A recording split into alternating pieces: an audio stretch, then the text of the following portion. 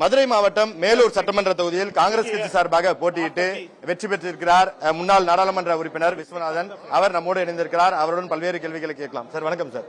மேலூர் தொகுதியில காங்கிரஸ் கட்சி சார்பா கடைசி வேட்பாளராக போட்டியிட்டு தமிழ்நாட்டிலே முதல் வேட்பாளராக வெற்றின்றது வெளியே வந்துச்சு. அந்த செய்தியை எப்படி பாக்குறீங்க? இல்ல, நான் வந்துங்க 2009 15th லோக்சபா கேண்டிடேட்டா இந்தியாவிலே அறிவிக்கப்பட்ட 543 நாடாளுமன்ற வேட்பாளர்களில் I am the last candidate 2009. நான் 11 நாள்ல காஞ்சிபுரத்தில் வெற்றி பெற்றேன். The same history repeat in 2026.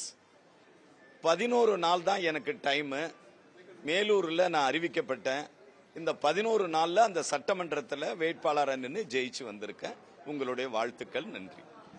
ஒரு பொது தொகுதியில பட்டியலினத்தை சேர்ந்தவர் வெற்றி பெறுவது கடினம். தமிழ்நாட்டில் அதெல்லாம் நடக்கிறது கஷ்டம்னு சொல்லக்கூடிய நிலையில காங்கிரஸ் கட்சி அதை சாத்தியமாக்கி இருக்கு. நம்மோடு இருக்கக்கூடிய சட்டமன்ற உறுப்பினர் விஸ்வநாதன் அதை சாத்தியப்படுத்தியிருக்காரு.